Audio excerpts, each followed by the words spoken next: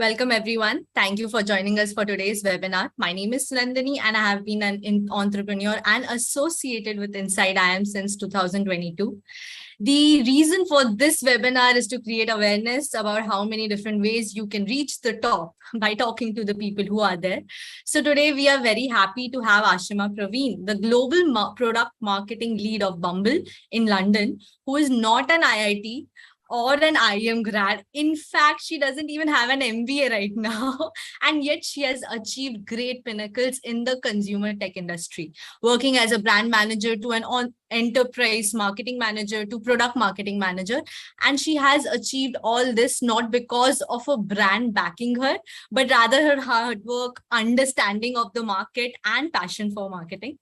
So I'm sure many of you are confused about hearing about so many marketing roles. What is the difference between brand manager versus product marketing lead? In fact, before chatting with Aashima, I was confused between the roles of a product manager and what is product marketing manager or head. That is why we are so lucky to have you, Aashima, and tell us about your journey and explain what marketing is in a way global scale. And if the audience has any questions during the webinar, kindly just write it on the live chat and we'll take it up during the Q&A. So really great to have you, Aashima. No, very excited to be here. I thank you for that intro. I chuckled a little bit when you were talking about like my journey and just doing this without an MBA and everything. Yeah, it's a question that I get asked a lot, but yeah, very excited to have a conversation and would love to have people kind of asking questions so that I can kind of tackle head on. So yes, very, very happy to be here. Great. So Aashima, before we get into the core experience of marketing, let's just understand how you landed up here without any educational brand, as you say in the CV. So maybe let us know what kind of a kid you were and how your schooling was before your BBA. Got it. So I grew up in Jaipur. So it's not like a tier 1 town. It was a tier 2 town in Jaipur, tier 2 town in India. And I went to Xavier's. I studied science up until 12th. So in fact, I was extremely poor at math. Don't ask. To the point that I dropped math in 10th standard. I took actually biology. I studied science because that's what everyone does. But I think early on, I knew that I don't want to go into any of the professional streams like engineering or like, medical, because the fields lacked creativity for me. And I somehow always knew there's a side of being creative that I wanted to take forward. All my entire family, everyone is in academia or like pure sciences and things like that. So there was nobody in like the business side of things or marketing or like corporate jobs. So it was very interesting at that time to kind of figure out what kind of an alternative career that I could take. But then I knew what I didn't want. It was like a process of elimination. And then I was like, okay, this is something when I came across at that time, actually, I came across advertising. So I found that extremely interesting. So I was like, maybe this is something I could try, but obviously there was limited information and access. But yeah, I figured out a way at that time. I spoke to people in the industry who have no clue about by just like trying to connect with people. It's not that great. Yeah. Yeah, exactly. And then yeah, I went and then studied marketing. So it was a very moving from science to actually go and like tell everyone I'm going to do something called marketing, which nobody had an idea about. Yeah, but I knew kind of early on that a creative field is something that I wanted to be into. I was also very social. I like to connect with people even as a kid in school. I was like house captain and into cultural events and things like that. So yeah, I think that was pretty clear to me that that's the route that I wanted to take. So I think after 10th or 11th standard, I knew that I wanted to get into marketing or something within this creative field. Got it. Just a very random question, like a question on this, that we always learn science, maths, and commerce and all these things in schooling, during our schooling. But marketing is something we never come across. So you said you came across advertisements and all. So just tell us the story, like what was it? Actually, it was at that point a desperate attempt to not want to pursue anything in science and business. And the simple reason was that I had dropped math. And I did not want to take that class which did not have math or like commerce and no math. And I just did not feel, I thought I could do a little bit better. That's the only reason I kind of pursued science, that I had a little bit more options.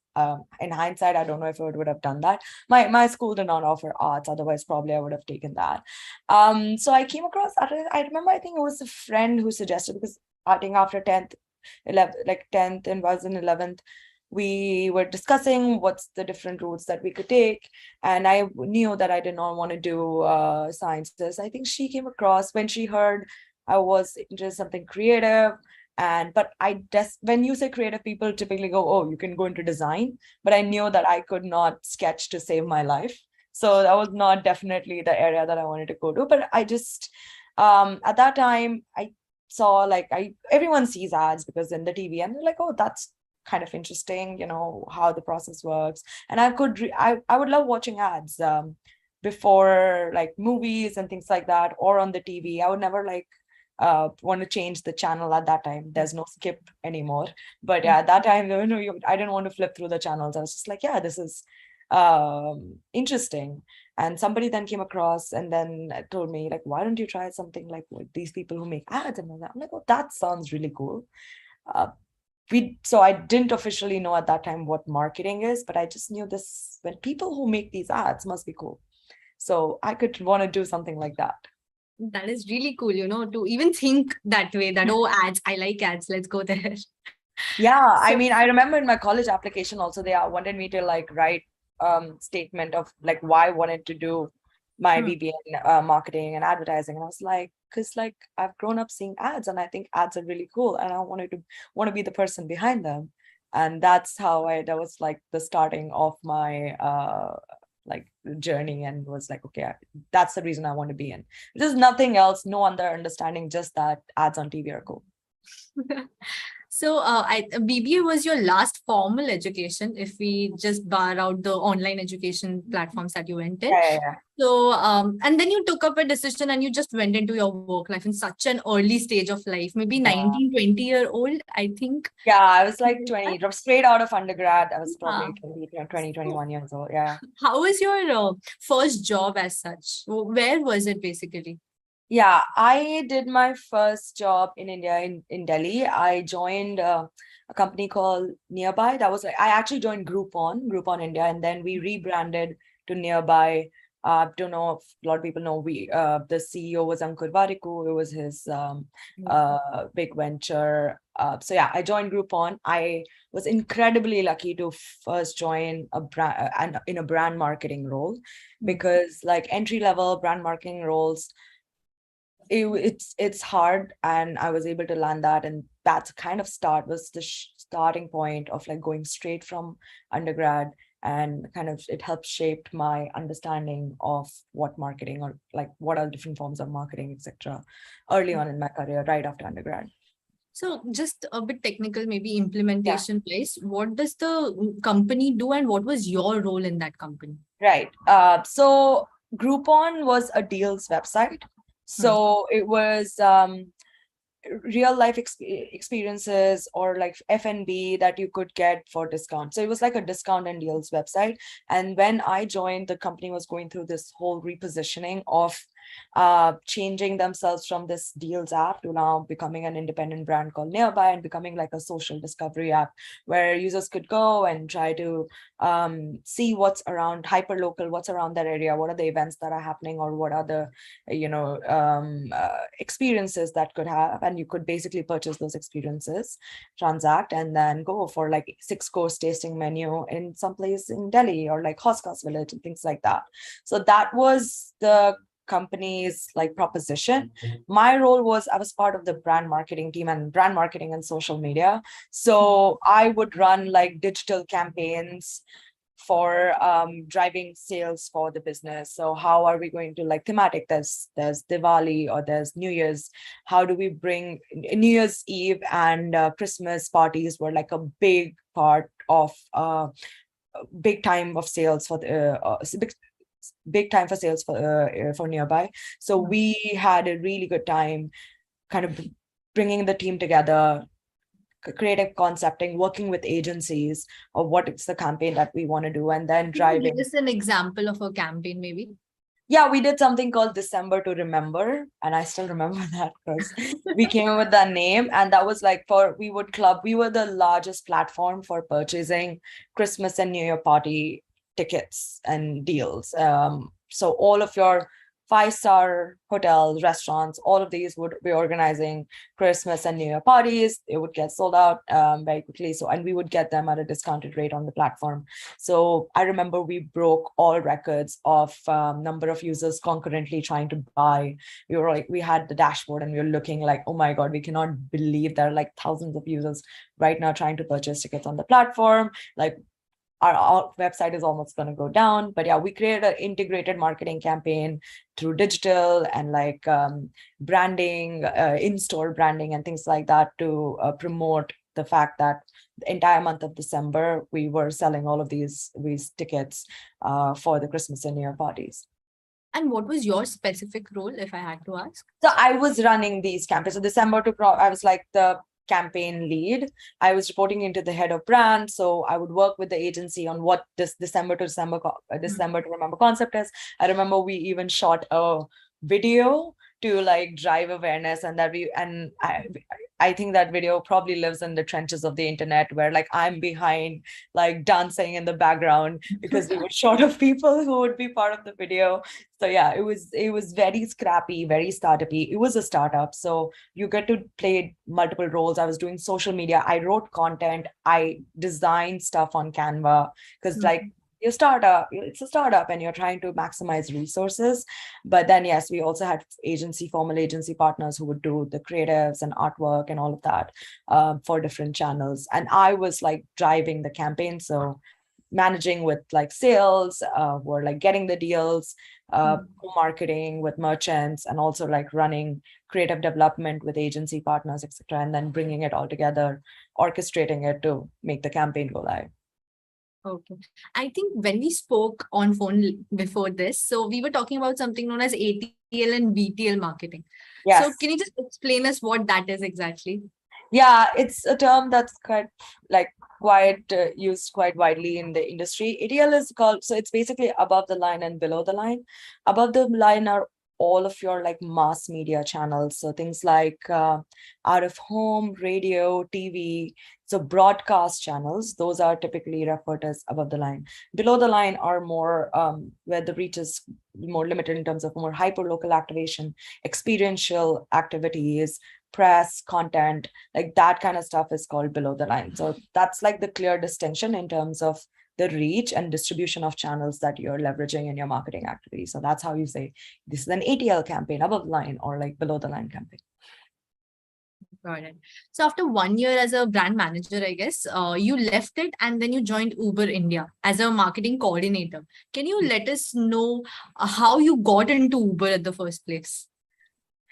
Honestly, I was like, okay, I did like a year and a half of brand marketing at Groupon, but I think I kind of realized that I had like never looked at a P&L in my life. We were focusing a lot more on top of the funnel metrics like brand awareness, organic traffic, brand health, and things like that. But I wanted to do something which was more like I could see more tangible impact of the work that I was doing. And somehow that was 2016. So Uber was just like getting its foothold in India.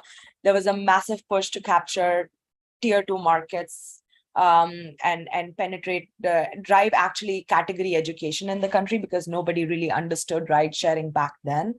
And I remember there was an opening of like marketing coordinator. Wasn't even clear of where it's going to be location, and I was just like, this would be kind of interesting to apply for. And yeah, I went about, it was a cold application in the way that people typically suggest not to do, but it was pure submitting my resume on Uber's website. And yeah, within like a week or so, I got a call back to kind of schedule an interview. It was like, I think, a six rounds, case study, all of that. And yeah, at the end of the day, I got the role. And then I found out, I thought that this role's going to be in Mumbai. I was happy, but when they found out that, oh, I was from Jaipur and they needed somebody to be in Jaipur, they was like, okay, great. You're going to be in the Jaipur location. So yeah, that's how I ended up doing the marketing coordinator role based in Rajasthan. So what was the role exactly? So it was it was one of those junior roles, very growth hacky. Again, Uber was startup. So I actually got a very wide experience. So I was looking at all parts of the funnel from acquisition. So growth, how can we get more new users for the platform? So that's when I did a lot of like out of home brand campaigns, radio, multimedia, but very hyper local to those 3 or 4 cities that I was managing. And then outside of that, I was also doing a lot of analytics, so cohort analysis to do like re-engagement strategies. So who are the users who are currently using us? How can we identify opportunities to increase their usage on the app? So, running discounts and promotions. So, those SMSs that used to get 50% off on your next ride on Uber, I was sending that on a weekly basis. Every week we had cohorts that we would want to go and send these messages to. And it was like a nightmare. Like, to give you context, that job is being done by an AI machine right now that I was doing at that time, manually running those things. And then yes, churn, like how do we bring back users? And then the last end of my experience there, we started looking at a more product-led, portfolio-led strategy. Okay, there are these users who will take rides from us, but there are value conscious users. So then we launched Uber Pool, and there are users. We also want to increase our like profitability. So we launched Uber Intercity. So how do we capture different, so peer-to-peer ride sharing was one part of it, but how do we find adjacent use cases and use different product and product hacks to be able to kind of capture those audiences? So I got to do like a more product portfolio-led strategy as well. Got it. So basically, there was someone who was strategizing and you were implementing those, or were you also part of the strategy making? Yeah, I think so. Uber was like a great company that way. So we were very decentralized. So all of us could own. And we were given very high accountability. We had like targets and where we had to go in terms of active users and new users. So we would kind of get together. We were all reporting to the GM of the region, and we would get together and be like, okay, these are our goals. This is where, like, from data we can look at like opportunities. I learned how to write SQL at Uber because there was no other option, and you had to leverage data to make those decisions. And then ended up then identifying reasons. I was like, okay, great. Like, how we had like ops counterparts, and we would work together and see, okay, there's opportunity here. I'm like, okay, this is contextual. There's wedding season. It's going to be massive, like very hyper local stuff. The fact that when I launched Intercity, we identified that one of the biggest use cases for Intercity from Jaipur was actually temple tourism, because we identified locations where these cars were going, and we were like a big chunk of them were going to temples in and around the city. So then I was like, okay, I'll run a campaign around temples. So I ran a campaign promoting fares to and from round fares to like temples, like 5 or 10 temples that were like the most common routes. It's very data driven. And then we would come up with ideas of how we can unlock growth. And we would come together as a team and be like, okay, these are 3 shortlisted ideas that we want to try, test, and scale. And that's about and then I would go about like executing. That sounds great. So you worked at Uber for 3 years and you got promoted twice also within that. So can you explain us maybe the change of roles that you had after every promotion? Yeah, so I think so. The first one was back in India itself. So I was on the right side of the business for 2 years. So I moved from a coordinator to an associate role within the same role. So there wasn't really a change role. It was just like after a year, I got promoted. My scope of responsibility increased. Like, I was initially doing 2 markets, and then I was doing this whole region. So in terms of the size and scope, yes, that did increase. And then after that, I applied internally. I think after 2 years, we were like at 70% market share, and rides was quite well established in India. So I started looking for opportunities. Like I said, in India, I was not necessarily getting a lot because I didn't have an MBA, and you kind of get plateaued in India. But so I was like, maybe I could go, like at that time you don't really think that, oh, you're still 23, 24, like you can like move abroad like that. But Uber was great in terms of they had an internal mobility program, so you could interview for roles outside of your region, and see if you are able to interview, but you have to like go through the same process that an external candidate would, and you would go through you would compete with them. So like if I'm applying for some role in Europe, I would go through the same process that the local people who are applying candidates. And then if you are able to kind of get through that interview process, then you'll get a role and the company would help you move to wherever you have, wherever you have to go, where the role is based. But was MBA an option during that time? Like you didn't choose it? I mean, yes, MBA was an option. MBA is always an option. I just was, like I said, I'm bad at math and I'm bad at testing. I think that's probably one of the reasons where I knew that I wanted to do an MBA. So at that time, I had kind of realized that the quality of people that I'd worked with was one of the single defining factor of why I got to learn so much. Even at like Groupon and nearby, it was very, very smart people to put together to solve interesting problems. Same at Uber. So I knew that if I want to do an MBA, I don't want to do an MBA from like just anywhere. I want to do it from one of the best places. And that time also, I was like, I want to do an MBA probably abroad, not necessarily India, because in no way I could have cracked the CAT. Like that's just wouldn't have been a possibility. So if I wouldn't have done that, the options in India would have been fairly limited for me. So yeah, that was one of the reasons where I was just like, I don't necessarily think I would be able to do this. And to apply for MBA abroad, I need typically at least, 5 years of experience, because that's where like usually the averages are. So then I was like, okay, let's try other options. So yeah, I tried to recruit in India at that time, but nobody was giving me that quality or level of role that I was looking at because of the lack of MBA. Because after that, in India, it's a little bit of a more like bigger struggle. But yeah, I was able to crack the role outside and move to the US in my so I moved to Uber Eats from the right side of the business. This was where the business was investing. It was new and exciting. Food delivery was hot. And then yeah, the role was in New York, so I moved. That's where the channel partner marketing role in New York was based. So yes, and that's where I moved straight from Jaipur to New York. Got it. So you said something known as enterprise marketing. So how is it different from the role that you were doing in Uber Pool, if I might say? Yeah, so Uber Rides. So Uber Rides was more like straight customer, like you're trying to drive growth. I feel like in today's world, it's more like growth marketing, because I was doing like acquisition and like it was like a mixed role, because I was doing brand marketing, growth marketing, engagement stuff, CRM. So it was like quite a mixed role.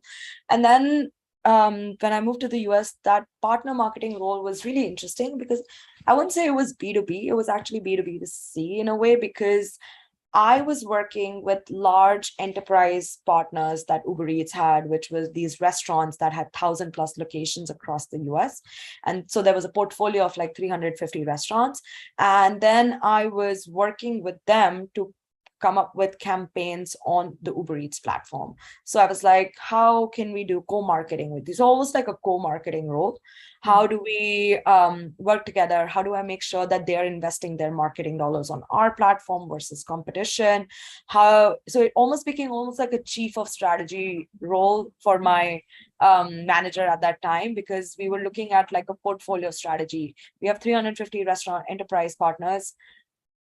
I am the one person managing them. I can obviously realistically not do campaigns with all of them. So like a tiering process, I built a tiering process of how do we prioritize across these different restaurant partners based on what metrics. And then we had like tier 1, tier 2, tier 3, and what kind of marketing support, both in terms of resources and channel access and investment from Uber Eats that we would give to be able to run campaigns with them. So, free, if you're doing like a free Jamba Juice, like shake with that partner versus with like Red Lobster, like some of these large chains in the US, versus for the long tail of this, let's say for the last 200+ restaurants, how can I build self-serve tools that they can use to be able to do marketing themselves? So because clearly I can't be there for every single partner. So it was more like working with a restaurant or an enterprise partner to make sure that the key difference is when I was in the rides business, we had very clear goals of our goals that we wanted to achieve. But in this role, it was shared goals with the restaurant partners. So yes, we had from Uber Eats, we wanted new users and active users, and obviously the number of orders placed. But we also had to make sure that the restaurant was getting value out of it. They were getting incremental orders. So it was like a fine balance that we are able to kind of achieve both the goals from a company perspective and the restaurant perspective. Got it. So from the customer's perspective who are using the Uber, can you just maybe tell us what was their behavior, like Indian customers versus US customers? Was there a difference between these two? Well, it's very different because one was obviously rides business and one was Eats. So it's like not an apples to apples comparison, but few of the things that I think our industry known, like in India, you get a lot of volume of users, but the average revenue per user, which we call ARPU, is quite low as compared to, and few of the things is because obviously purchase parity, you are like your average order will be significantly higher in dollars or in pounds across the world versus in India.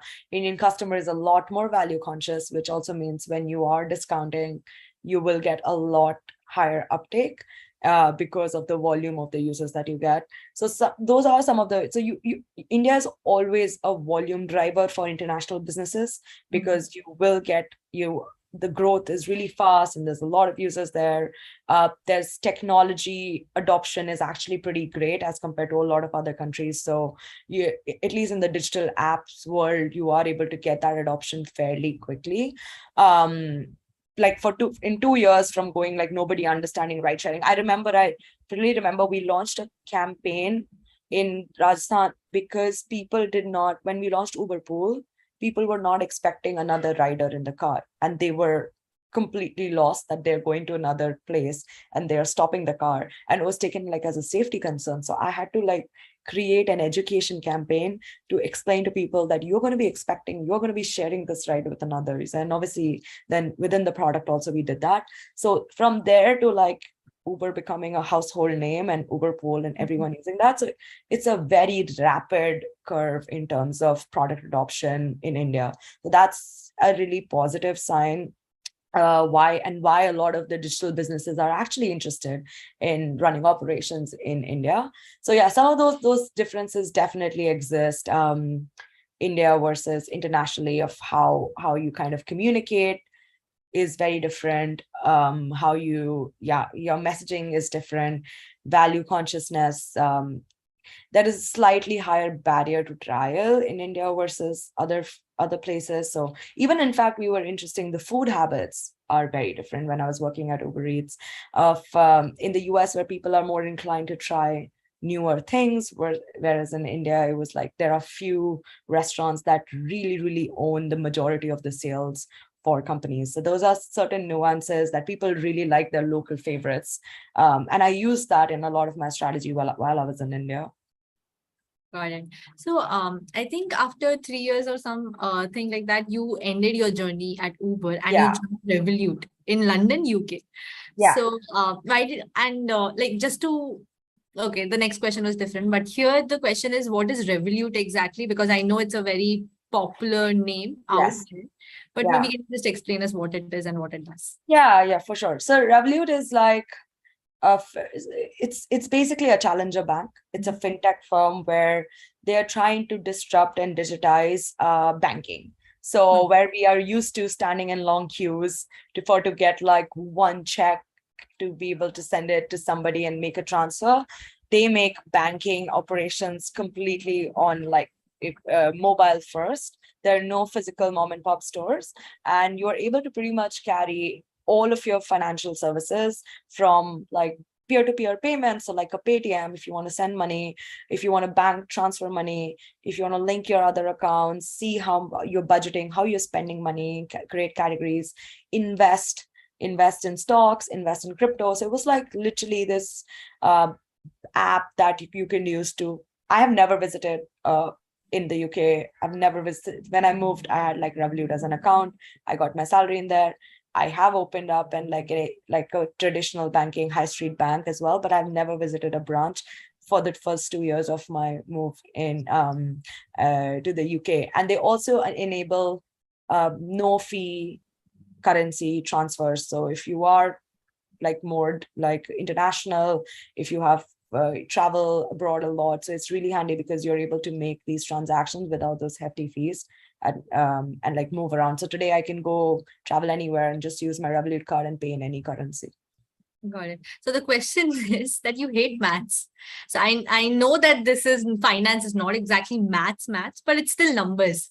So first of all, why did you end up here?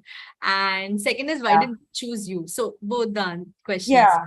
Okay, so I did hate math in school, but I think quickly as I started to work, and especially at Uber, I realized there's no way getting around it. Like you have to, this is an increasingly digital world that we live in. Marketing is going through a complete renaissance. It's not about spending millions and millions of dollars and like just out of home and radio campaigns and like not measuring. You have to be, it's not like you have to be, I think there's a big difference in being good at math and being good analytically, and that was the difference that I learned when I came to Uber. So see, I when I came to Uber, there were like, I was the only girl in the team. There were all these bunch of like 10 15 IT grads, engineers, everyone. And I clearly remember when I went, that guy is a really dear friend of mine now, but he's like, oh, so this is these are the tables that you have to look at, this is the SQL, this is what the tool that we use. And I'm like, SQL?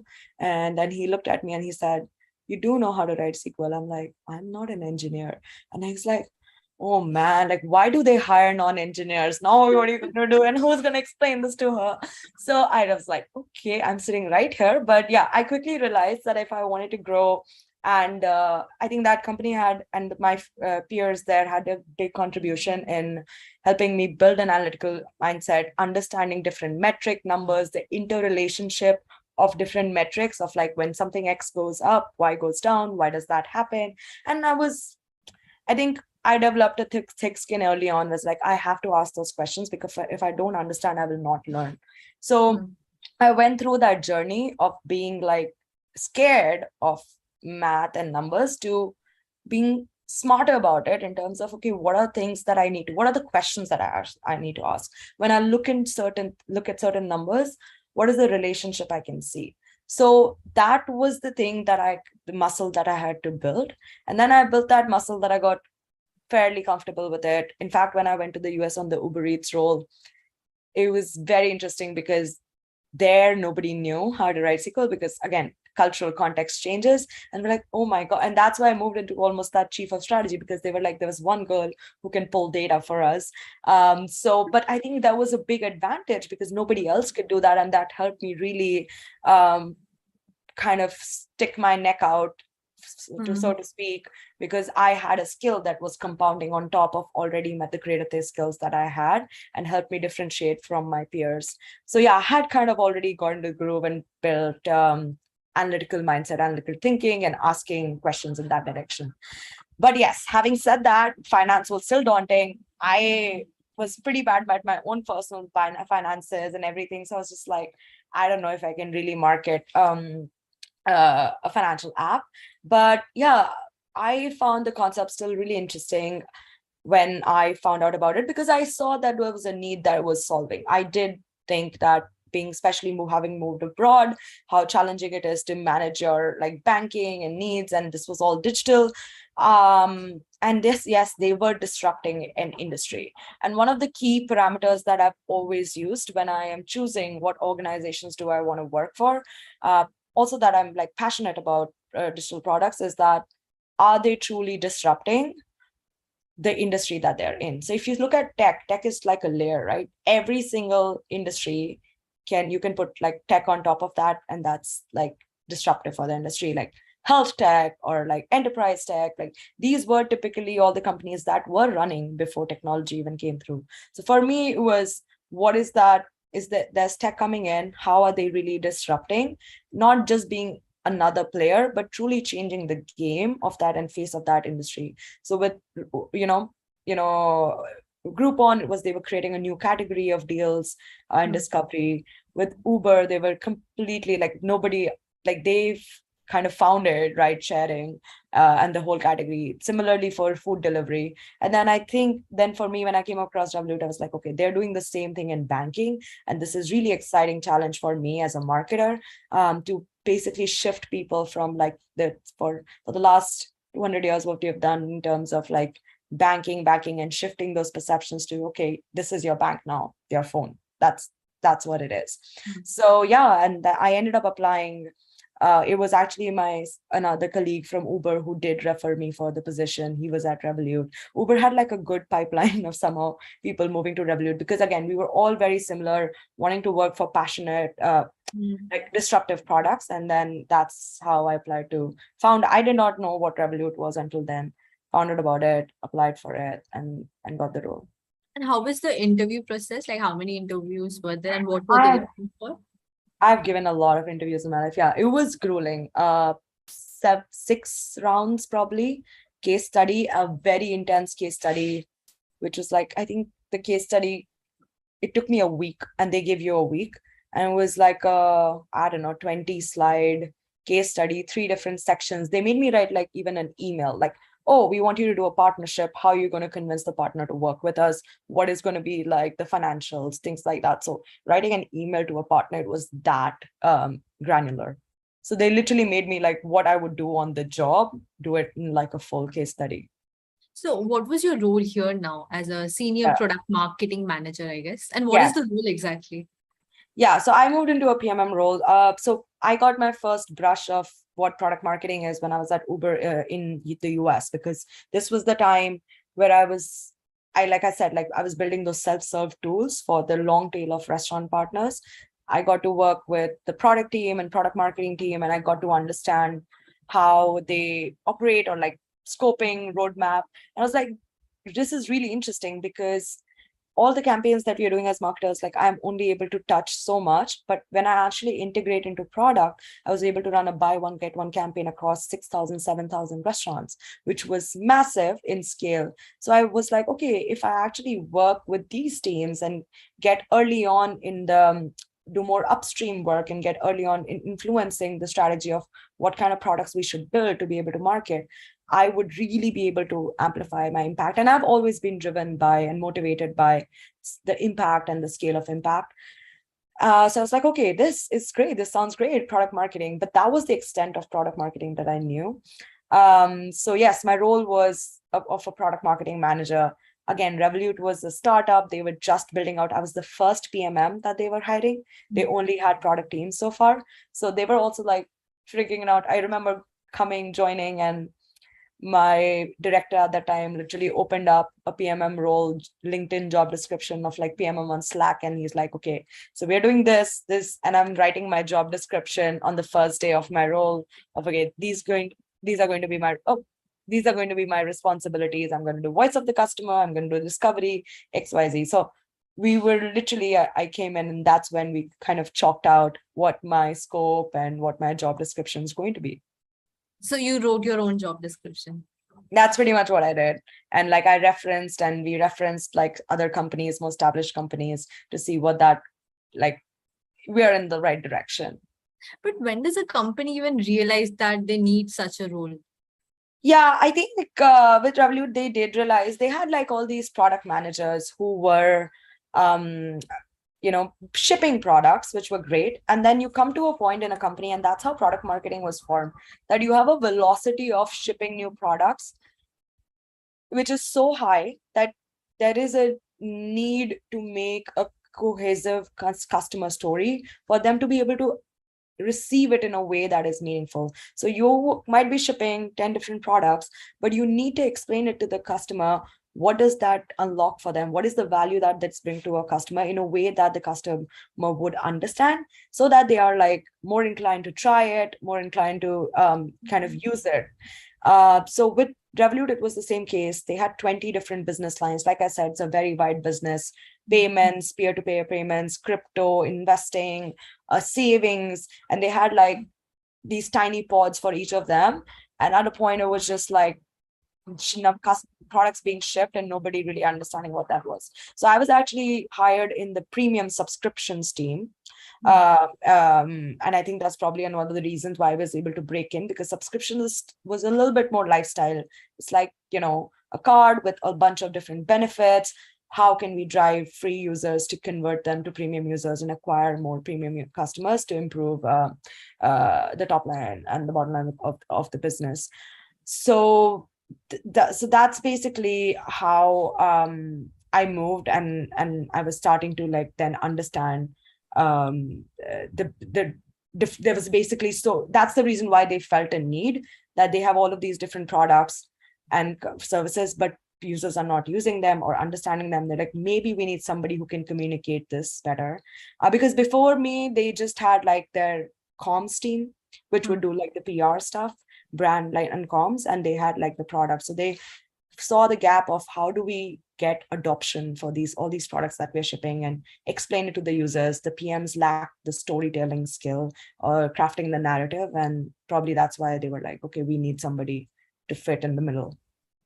Got it. So since like before this, you have never worked in a finance product, and this is the first time you're entering. So just like my question is, I am, if you are the middleman who is bridging the gap, you have to know the product as well as the marketing. So the marketing bit, I think you were fairly good at it and you had experience, but you were not good in the product bit. You didn't That is know true. the product bit. So are Yeah. you saying that after getting in the company, you actually learned about the product? Yep. So I did not know anything about the product development cycle. I think I mentioned this to you. Like, I literally did not know what a front end or a back end engineer does. It was like embarrassing.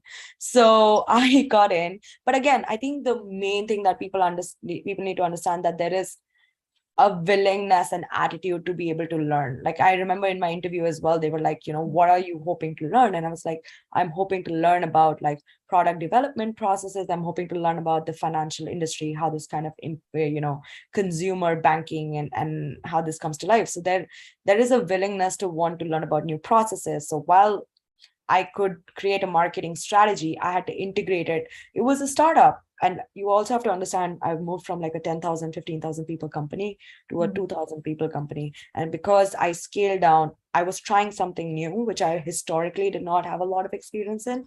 So I went in this more startup mode where they're more willing to give you opportunities. Like I said, everyone's figuring things out on the go. Even my job description, I did a lot of things that a product manager does. I built a website for the Revolut Junior product and things like that.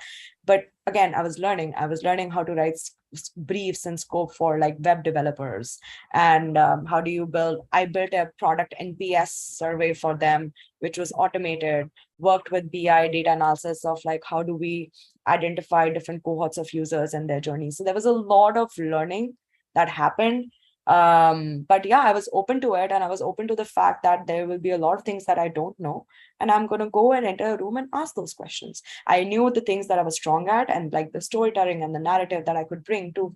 And also I think the fact that I did not know a lot of finance and the jargon, and I was just a consumer, helped me really break down those complex concepts into messaging and bite-sized information that somebody like me could consume. So it was very easy for me to be on the other end as a receiver and as a user of the product, to be like, okay, this is too complicated. I don't understand crypto investing. How do I simplify this for somebody who's never tried it and never even been in that space? So I think it was like a double-edged sword. It did help me because I could simplify it down, which was the goal of the role. But also at the same time, it was a very sharp learning curve. I felt like an imposter. I was like, what am I doing here? I remember my first call with engineering, and I was like, I have no idea what these guys are saying. I did not understand anything. And yeah, it was, and also it was my first time in being in London. I had never worked or been to London before. So I was working with like all of these different teams from Poland, from Russia, from Italy and Spain. And I was just like, yeah, so it was a very steep learning curve, but I think I was up for the challenge. Okay, so after learning all these things, then you joined Bumble, I guess. I think since 1 year you have been working here. And when Almost did you 2 years now. almost 2 years now. Yeah. So when did you decide to join Bumble after this experience? So I think after a year, it was important for me to have like a cultural fit and Hmm. value alignment. And like I said, like I really want to work for disruptive products and everything, but the kind of people, the kind of environment that I work in, high autonomy, high impact, but like collaborative. I did find certain challenges while I was at Revolut. So I was like, you know what? I want to work in a company, which has like great culture. Also, I was sick and tired of working with men all the time. I mean, in all fairness, it was just like because tech industry is very male not dominated, even though I think marketing is a lot more balanced, but still. So yeah, and it was just perfect timing. Bumble reached out. I remember connecting with the CMO on LinkedIn at that time, and he was just like, there's the role PMM. They were also looking to hire their first PMM. So it was just Oh, I joined. It was the first two. We were just two people who were PMM, and all three of us work with different products. And I remember even at Bumble, I had to like start like this whole process of what product marketing process would look like, do a road show across. And I joined in the pandemic, so it was completely virtual. So there's this person whose his face is like jumping up on a Zoom screen, and she's going and telling everybody, this is what I'm going to do. This is my priorities. This is what I'm going to do as PMM. Because again, you have to realize when it's a new function, a lot of people are kind of stepping in from different areas and different functions to kind of do that role. Currently, it's not necessarily, it's not happening. It's just fragmented and different people doing it. So when you come and consolidate it as one function, then you have to go a little bit convincing and like helping people of how this all makes sense to be within one function and how you're going to help use that to be able to amplify and improve the product experience, etc. So I had to do all of that to kind of help people and educate people what the PMM team is going to do. Bumble was is very like brand first as a company. Revolut was very product first. So my battles were with product and Revolut. Here, my battles were with like traditional marketing in terms of like, why do we need to talk about features and like, tools and things like that. So yeah, it's always that case, but I think you have to come with, have a logic based, like how it's going to impact, how are you going to improve lives of other people, like, the customers, even internal stakeholders. And then I did like a roadshow. And yeah, that was it. After that, we've had multiple reorgs within the team, and I'm not even doing the same thing. But yeah, that's how it started. so just like throughout all this Bumble and Revolut, you convinced someone to give you a role which doesn't even exist. So how does that work? I mean, honestly, there was a need for it. Like, it's not like I was coming out of thin air. Hmm. Revolut had a need for it. That's why they published it, that there was an opening. Similarly, it's same for Bumble. So I think everyone understands, because product marketing understands is very new as a function as well. I think in the last 5 years, it's really, I did not know product marketing existed when I started out, for sure. So everyone, and it's very different in different organizations based on what are the business needs of that organization at that time, right? So they know that they needed, there's a gap. Same thing for Bumble. They knew there was a gap between the experience that was within the product and what the marketing teams and how we were communicating. So yeah, they knew that there is somebody that we need. And product marketing is that exactly your role. You're able to, like, audiences, being able to have the right messaging for audiences, one of the key things that you do. And that doesn't just translate for customers, that also translates for internal stakeholders. So when you go into product meetings, you're able to understand analytically what that process looks like and kind of channel the voice of the customer and the brand to them. And then you go to marketing, and then you give them that thinking of growth and like product metrics and what we are trying to drive as a business, because these two teams historically don't necessarily speak to each other. That's why product marketing is it's a balanced role in terms of you need to be both creative and analytical. So I think that's how that helps build that confidence and cross-functional relationships in this role, when we go and meet with all of these different stakeholders. And I think that helped me establish the role in different companies.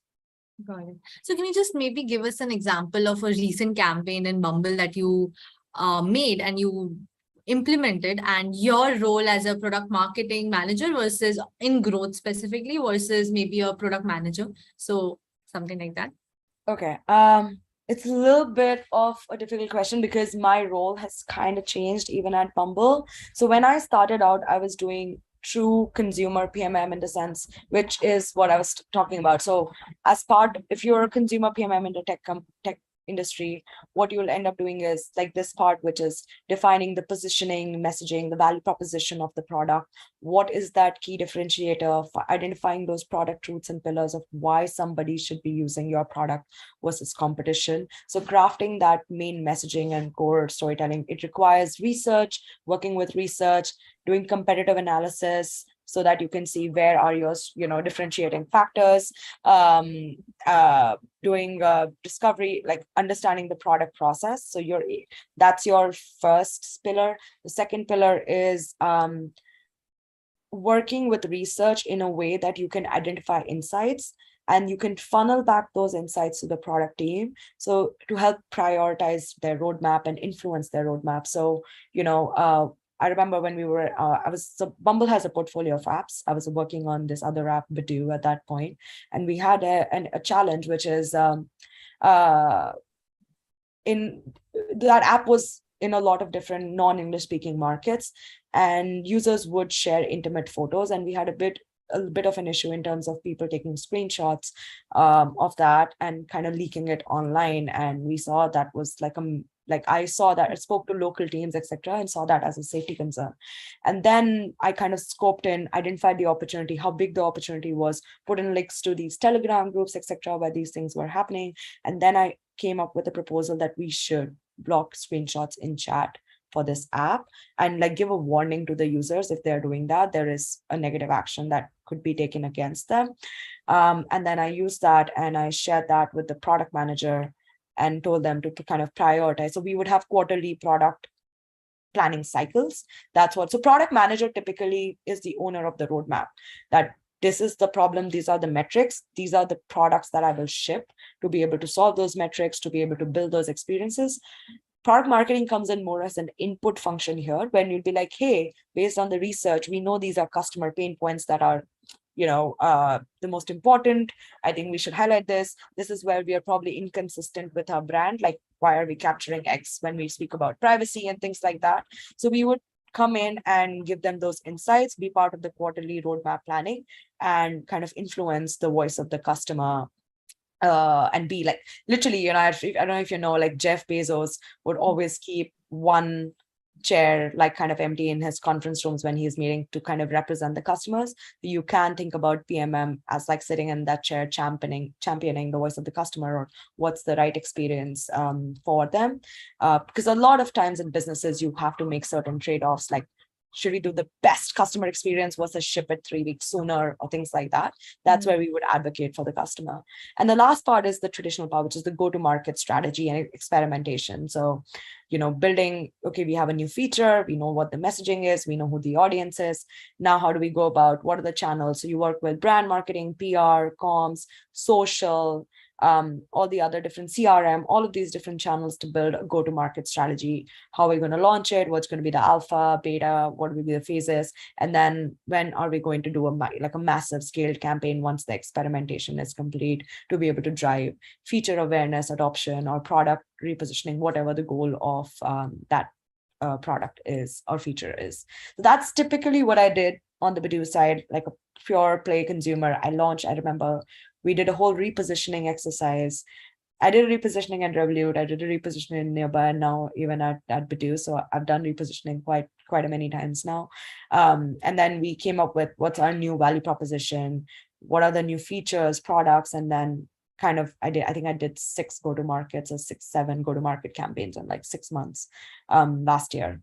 So that's what I did. And then this year, I think we split the team into 2, consumer product marketing, growth product marketing. It's not very conventional, doesn't necessarily translate, but I'm doing more of growth in the sense that my focus is not just about shipping new features anymore, shaping the positioning, messaging for new features. It's more about how do we take our existing suite of features, because we have a lot of them, into creating campaigns which are more culturally relevant, locally contextual, to be able to drive revenue and growth, active users for the business. So one of the really cool campaigns I think that I did, which actually was viral, was very interesting. So it was based on cultural insight that on Bumble, this year, after 2 years of the pandemic, everyone's getting married. And I think this is true even in India to a certain extent. But in the US, there's a concept of like, if you go to weddings, you go with the plus one. So there's this like surge of people we have this insight that everyone's going to weddings, like everyone is like 3 to 4, 5 weddings to attend. So I launched a special badge on Bumble called the wedding badge, and that you're seeking a wedding date. So you can find your plus one, you can add a badge onto your profile, and you can identify other people who have the same badge to find your wedding plus one. So you have a wedding to go to, find your plus one on Bumble. Cool. So that was one of the campaigns that I did. Again, this was not shipping new features. It was using what existing features that we have to create like an engagement first campaign. I was like a massive response on it. We had like TikTok creators talking about it because obviously it was really interesting, conversational. I did similarly for EMEA and APAC. I was like, okay, culturally they don't have the same thing. You can't just randomly, like in India, bring somebody to show up for a wedding. It's more from in the US. So here I've created a travel badge, so very similar equivalent using the same mechanics. So everyone is traveling, as revenge travel is real after the pandemic. So like, okay, you're traveling. If you don't have a travel partner, why don't you find a travel partner on Bumble? And interestingly, it was super successful. One of the biggest regions that actually came through in that was India. I was shocked, but that was the case, that India was the driver for that campaign success for us. And so many people added that badge onto their profile, and they were like wanting to find somebody who's a travel partner. So it was a very, very interesting insights that things like this would also work in markets like India. Got it. Actually, it's very interesting. I want to dig deeper into whatever you know, but I think we need a whole new session for that. So for now, let's see. After looking at all your decisions, your choices from a bigger scale, you did stick to marketing throughout your journey, but you continuously changed your industries from transportation mobility to food delivery to fintech to social lifestyle now. So was this a conscious decision or something that fate took you from one segment to another? Yeah, I think when I started to do marketing, I fell in love with it. I genuinely thought there was a fit. I thought that I could do it really well. So I did not ever feel the desire to want to do something else. And I think one of the reasons why that happened, like everyone goes through their career and things probably get monotonous after a point. So like, yeah, when I'm going to do a go-to-market, it's going to be pretty much 90%, 80% here and there, the same. So the way that I kept excitement going in my career of like that learning, that steep learning curve that I'm talking about, was primarily with changing industries. So, first trying to work on transportation, then food delivery, then fintech, which was so different. And then like dating and lifestyle is so different, right? So it was a conscious choice that I like marketing. But even if you see marketing, I tried all different kinds of marketing before I landed to product marketing.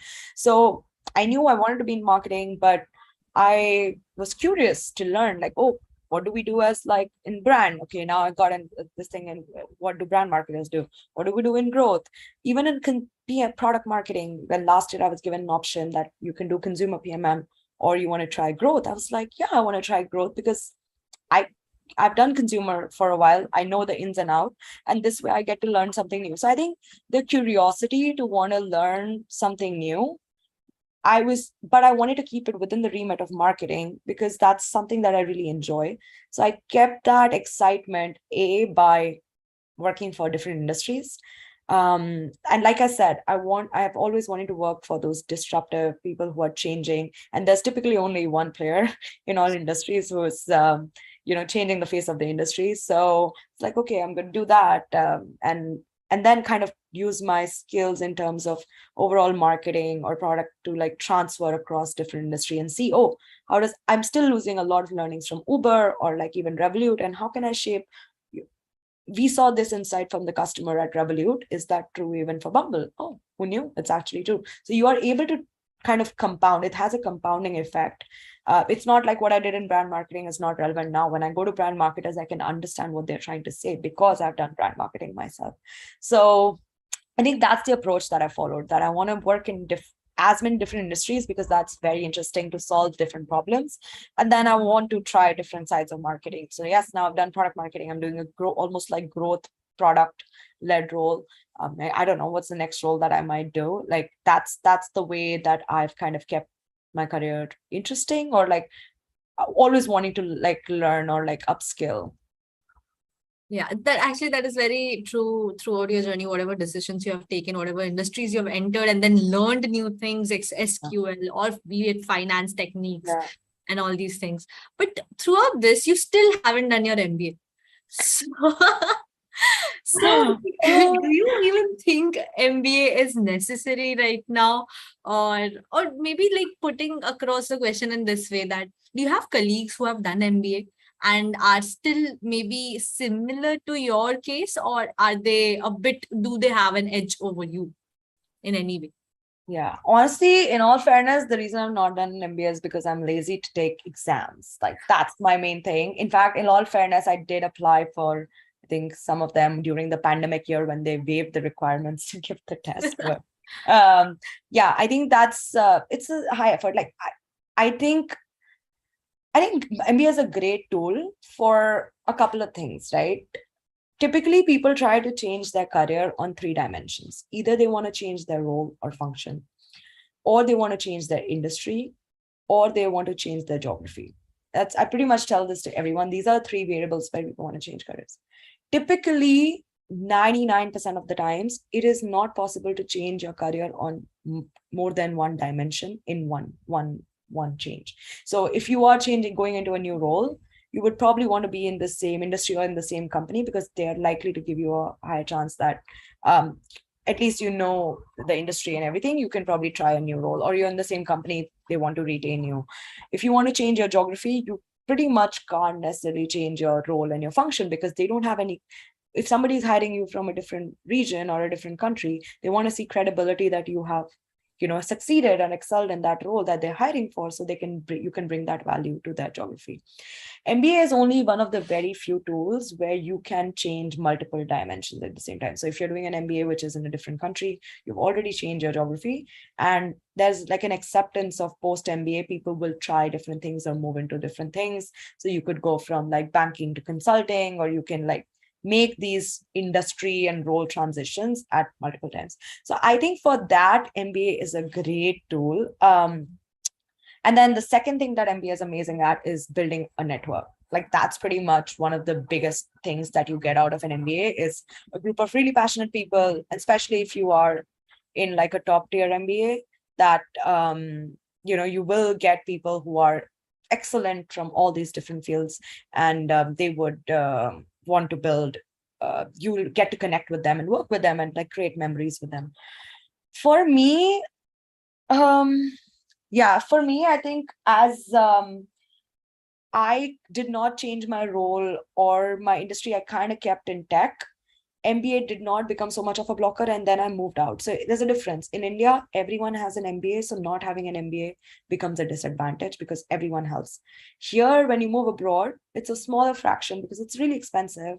Smaller fraction has an MBA. So it's a preferred requirement, but it's not going to like diminish opportunities for you. It is something that will help you, but it will not put you at a disadvantage. Having said that, yes, I think MBA people who have an MBA from, and it's not just having an MBA, it's where do you have the MBA from? Are you in those top schools? Have you got that exposure to the network? They might have like, it might be easier for them to get a foot in the door than for me. But I think over a period of time, the playing field is leveled because it really depends on what you do in the job rather than what credentials you carry. Because if you are an MBA or whatever, and you come in and you don't have the attitude to learn, or you're not, you don't work hard, or you don't upskill yourself with the changing times, then you'll have a hard time anyway. And your peers will kind of cross and, kind of get better than you. So it's more like a foot in the door thing, how I see an MBA, rather than what will really set you apart or set you up for success in the long term. And fortunately for me, I have a wide network now because of the kind of companies that I work for, or the regions that I work for. So I think I have a very solid network, but I will agree that I don't have such a diverse set of like, because when you go into MBA, you come with people from all the different backgrounds, etc. So that's definitely something that if I were to still evaluate an MBA, that's a value that I would get of meeting people from all of these different spheres and different industries, etc., that I would get to meet. So yes, it's not a blocker for me in my career anymore, but it does provide very specific value. And obviously for a lot of people who are looking to transition, it is a great tool for them to kind of seamlessly move into a different country or into a different industry. Got it. So I think just like the last question from my side will be, what is the one takeaway that you want people from our viewers to get from your story? I think it's very interesting for me to think about my story, but I think I've lived by few principles which I think I have stuck to, and that have helped me in my career so far.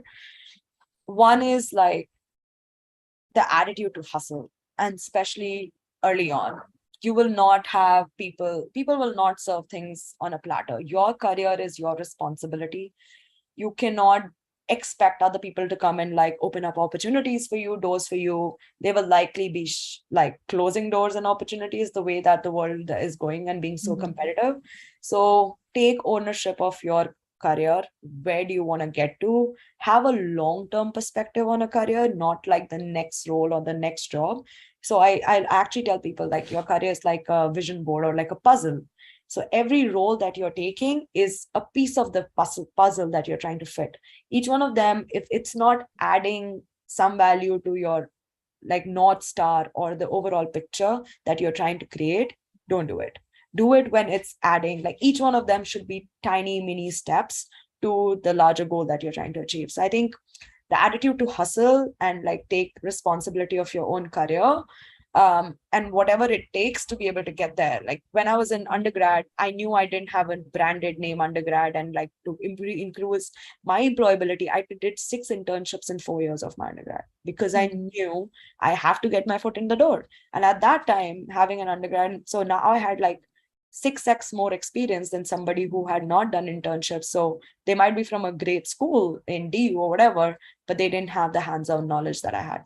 So that's definitely. Second is don't be afraid to like become execute. I feel like I get a lot of people who speak about, I want to do like strategy, I don't want to do the grunt work and the like execution of it.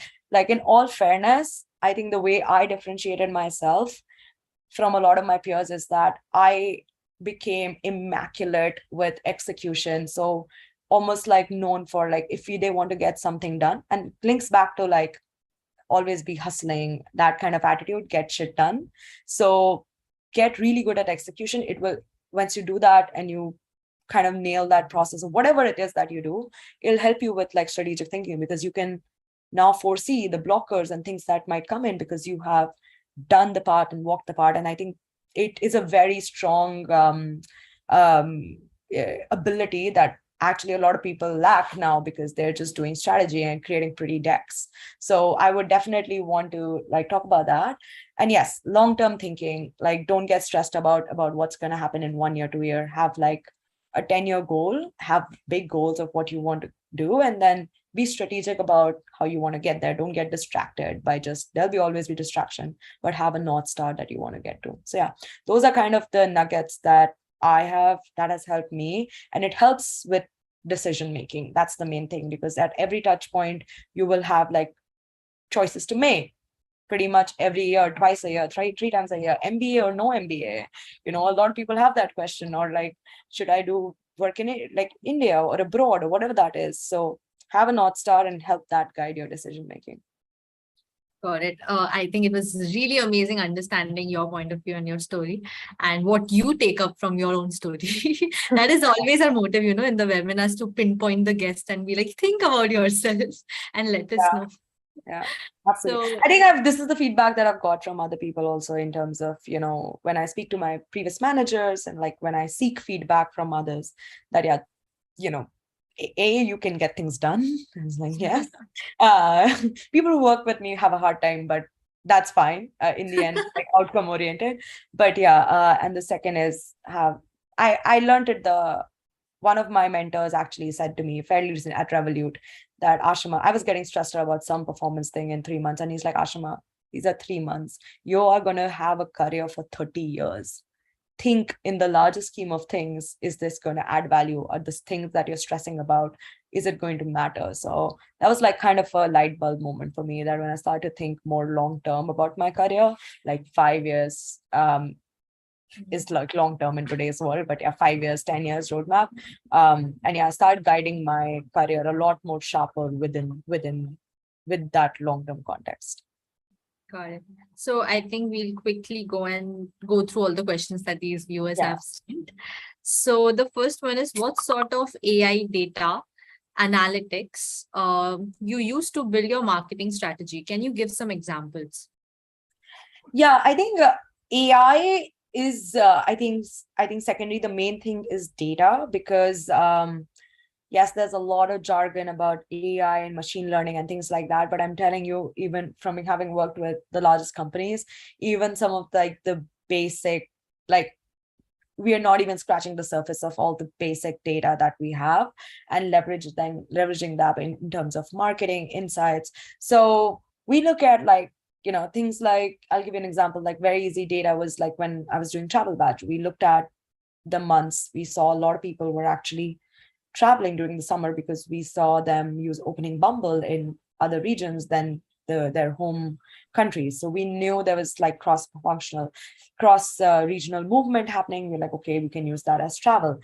For travel, we look at like different cohorts of users, how they are on the life cycles. New users, they tend to like, purchase premium a lot more versus existing users. So how can we educate them in the first 3 days of their journey about what are different features, etc., that are available to them? What's the benefit?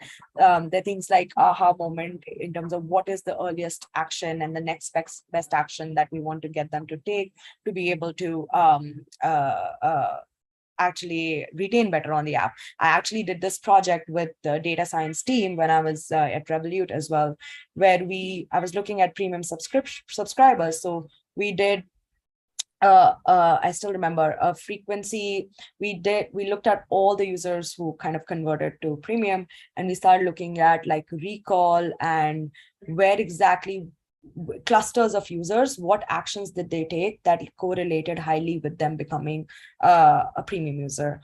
And then we identified those actions, like within the first day they ordered a card, or they did XYZ, or they set up an auto debit or direct debit, like auto transfer. So we nailed those key actions that they took and kind of modeled on top of that this is the journey that we want to take, because this has high likelihood and accuracy and recall with users who have converted to premium. Similarly, churn prevention, building models with data science of predictability models of which users are highest likelihood to churn, and then seeing that, okay, these are the patterns of users who are likely to churn. How can we prevent them from churning by minimizing those actions before they actually do that? So there's a lot of push with like machine learning models, etc., on churn prevention, that they can, instead of manually doing this, they can proactively identify cohorts of users who will churn, and then we can kind of test and experiment with strategies in terms of how do we can bring those customers back, or even prevent them from churning by giving them certain incentives, etc., that have worked in the past. There's like, it's a massive space, and I think a lot of the marketing now is extremely data driven, so there's like no way around it. In fact, it is important to be data driven so you can have measurable impact on your company. But not just that, but also solidify the value of marketing in organizations, because a lot of people kind of struggle to understand the value that you bring. And then if you have data where you can show these are the X number of users that we brought, these are the users that we prevented from churning, but through these models, that is really helpful to be able to solidify the value that marketing as an organization brings, because had been incredibly challenging as an industry with like tech and product and growth kind of taking the forefront. Got it. So the next question is, do you use SaaS? Do I use SaaS as in like Yeah, SaaS, enterprise SaaS? yeah. The programming thing, SaaS, that we use in economics and all. Oh, do you mean SPSS is the tool? Okay, yeah. No, so like SaaS program. So it wouldn't be in my scope. It might be there are BI. I work a lot with BI teams, etc. That might be using such softwares, but I work very closely with BI to be able to get like I would basically map out the questions. I need to understand X, Y, Z to inform my strategy, and I would work with them. And if there's like advanced programming or something that is needed for them to pull out that data, then they will use that. I don't have to write SQL anymore. I wish I could, but. Got it. Ma'am, in marketing field, what challenges we faced and what skills and experience we should gain to build a successful career for a first year student? Yeah, it's a very broad question. Because like marketing is so broad. Like there are like 10, 15 different functions of marketing. It's evolved over time. There's brand, there's performance marketing, there's product, there's CRM. So your skills for each of these functions of marketing will be very, very different. But I think there are some core things that would help you along the journey across all these different functions. And they are more on the softer side. Again, marketing is a more experience-based function. You learn more on the job. You learn when you're actually doing it. It's not a software that you can learn in a few months and like start executing. It's not like writing code. It is a lot experience-based. So when you run those campaigns, do those. So few of the things that is required. One, to have like heightened empathy for the customer. So customer obsession is what we call it. So everything that you're looking at in marketing needs to be from the view of the customer, needs to be from how are you providing value to the customer, how are you communicating effectively to the customer. So having customer centricity is extremely important if you want to be a good marketer. Then second is cross-functional stakeholder management. This is going to be, as marketing or in any organization, you will have to work with a lot of different people from a lot of different coming in, legal coming with you with a different perspective, finance coming with a different perspective. And you should be able to, I think it's only up till a certain point where you will get good with like execution and skills and channel knowledge and all of that. But after a point, it's a lot about how do you rally people behind you to be able to do your campaigns or support your campaigns.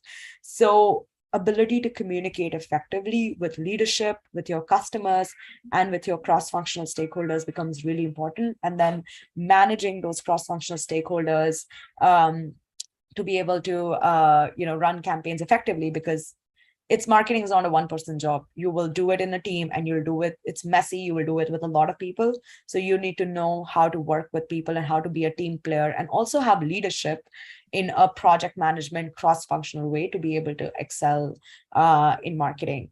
That's definitely the second part. And then the third part is to keep up with the changing, evolving media and consumer landscape. So think about it, like the channels that people worked with 10 years ago was like maybe radio, TV, print, things like that. And now we have so many different channels in the digital world. We already have seen this like digital shift that has happened, but there's just like now audio. Now you can market on like Alexa, like voice. There's just constantly the media landscape and the way you are connecting with the consumers, the touch points, like machine learning and AI coming in, like it's becoming like our customers getting more messages than ever they have ever been exposed to, because they are online so much. There's just proliferation of so many digital products. So you need to understand what that changing media and consumer landscape is. How can you really cut through that noise to be able to reach them and to make sure that they understand, like we are reaching them at the right place at the right time with a message that is relevant to them.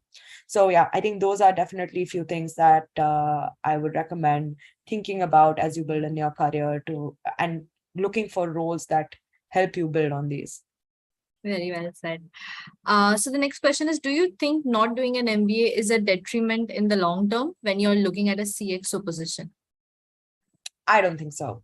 In fact, you look at all the CXOs out there, they'll be barely the ones that are actually, they would have done an MBA. You look at founders of companies, entrepreneurs, they haven't done an MBA.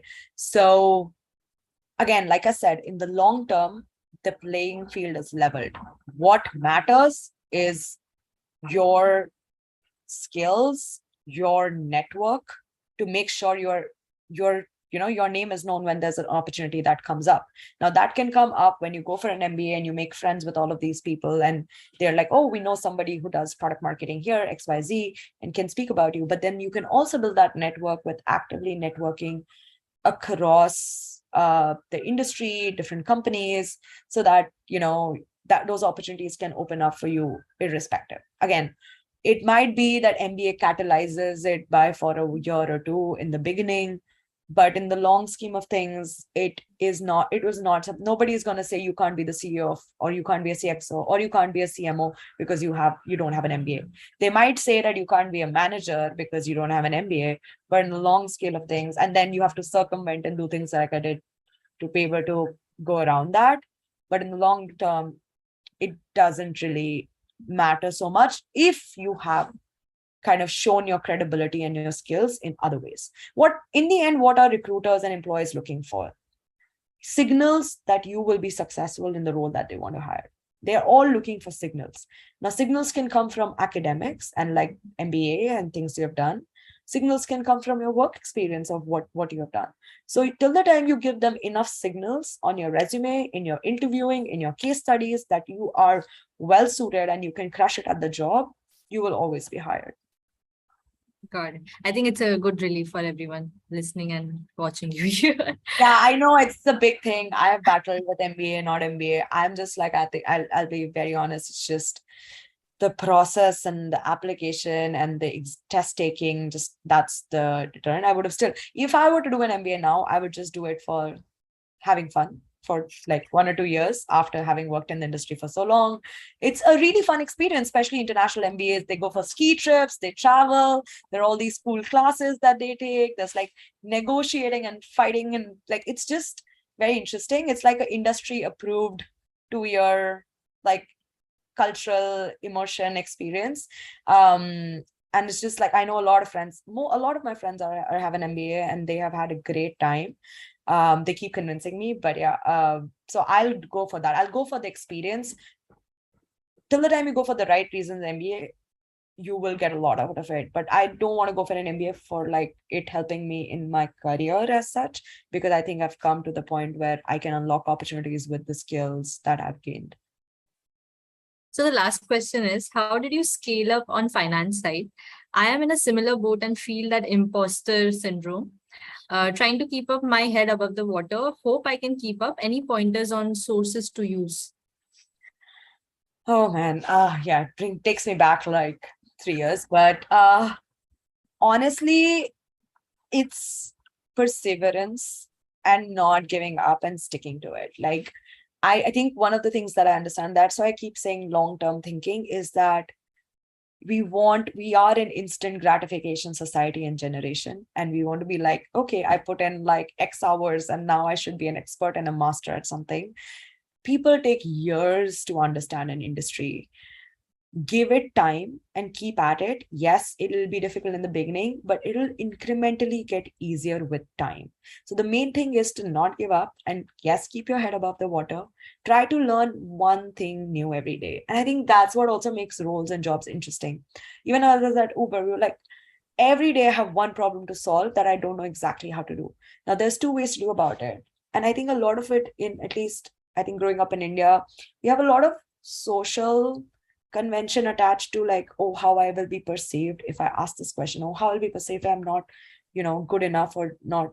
And that's where imposter comes from. Like, if I'm not able to deliver well, I think that kind of puts a barrier on your own learning, because you are already thinking of, how you'll be perceived and how your skills would be judged based on how you perform.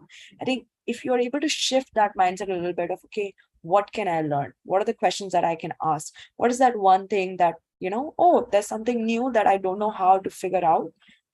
How can I speak to people, or like do research, or like see what other companies have done in the same space to be able to learn? Like I am still learning. Like my colleague says a few things and I'm like, I really don't know what this means. Like what is exactly a link test? Like things like that. It's not like, oh my God, I don't know and I'm not good enough. It's like there is an opportunity for me to understand something new and learn something new, which so I'm so much richer in my learning today than I was yesterday. So I think that's the in general the approach.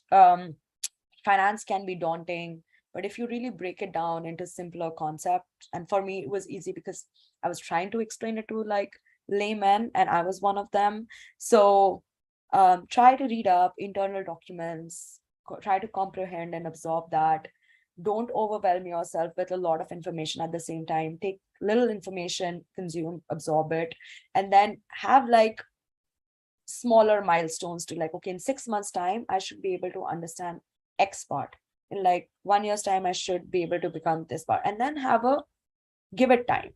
That's the only thing I would give. Like have patience with yourself, give it time, and don't be afraid of being like looking or being stupid. Ask questions when you want to. Got it. I think we have we are running a lot later than what we perceived we wanted to. So I'm going to end this session right now. If there are any more questions, maybe you can ask inside IM channel and we'll get back to you through Aashima's. We'll ask her all the questions and get back to you, or you can directly contact her. Yeah, maybe. you can directly contact me. Yeah. Every Saturday. I actually speak to like 4 people one-on-one. If you need like help with your career or like making certain decisions. So I've always like, I'm very passionate about like building a career in marketing and like doing it the non-conventional way and upskilling. So if you want to connect with me directly, obviously my LinkedIn's open and you'll see a forum where you can apply to be able to kind of talk to me on Saturdays in general. So yeah, but this has been amazing. Yeah, it was amazing talking to you also. And yeah, I hope all the viewers learned something new, and I'm sure they did. I learned many things new after talking to you the second or the third time. So thank you so much, audience. Thank you so much, Aashima, for joining us, and all the best for your career and your future growth. Maybe we'll see you at the CXO position, and then I'll post that no MBA required. Exactly. CMO without an MBA. Yeah, that's the Yes. goal. And again, like labels don't define what you make out of your career. That's what defines you. So yeah, it was great. Thanks for having me. I had a great time. And hopefully I was able to provide some value based on my experience or things that I'm still learning. But yeah, whatever I've learned so far, I'm happy that I was able to kind of share it with everyone here. So thanks for having me. I had a great time. Thank you so much. Okay. Thank you, audience. See you for the next webinar. Thank you. Bye-bye. Bye.